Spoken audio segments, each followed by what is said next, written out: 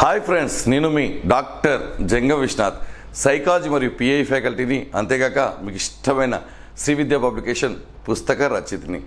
పోరాడితే పోయేదేమీ లేదు, బానిస సంఖ్యలు తప్ప అన్న చందంగా ఆంధ్రప్రదేశ్లో మన నిరుద్యోగ యువత రోడ్లపైకి వచ్చి ధర్నాలతో దద్దరిలింపజేస్తున్నారు.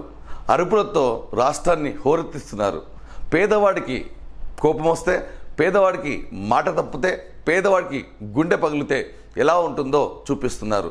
అంతేకాకుండా ఎవరి హక్కుల కోసం వారే పోరాడాలని, ఒక గొంతు మాట తప్పితే లక్షల గొంతులు ఎలా ప్రభుత్వాన్ని మార్చబోతున్నాయని ఒక్కసారిగా రుచి చూపిస్తున్నారు.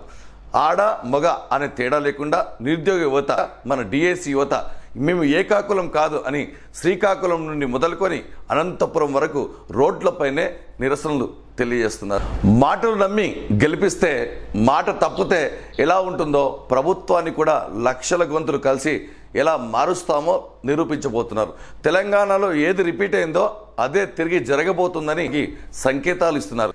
మాకు డిఎస్సి రాకపోయినా సరే ప్రభుత్వం మారితే చాలు అన్న చందంగా తమ హక్కుల కోసం తమ పోరాటాలు చేస్తున్నారు. చివరికి ప్రభుత్వం కూడా వేయాల్సిన నోటిఫికేషన్ వేయకుండా తర్జన పడుతూ ఆలోచనలో పడి ఎలాగైనా సరే పోస్టులు పెంచాలి అనే ఆలోచనలో పదవీ విరమణను కూడా పరిగణలోకి తీసుకుంటున్నట్టు, మరి కాస్త పోస్టులు వేయాలనే ఆలోచనలో ఉన్నట్టు, పత్తా లేకుండా వారి పనుల్లో వారు నిమగ్నమైనట్టు విశ్వసనీయ సమాచారం. మరి అంతేకాకుండా టెట్ మొదటగా నిర్వహించి డిఎస్సి కోసం కాస్త టైం తీసుకొని ఈ సమయంలో విద్యార్థులను సెట్ చేయాలని, బుజ్జగించాలని ఆలోచనలో పడుతున్నారు.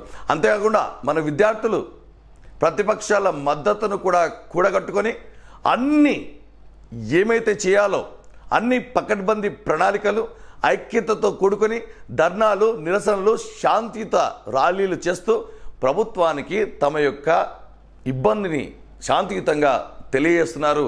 దీంట్లో ఒక అడుగు ముందుకేశారు అని చెప్పడంలో ఏ మాత్రం అతిశయోక్తి లేదు.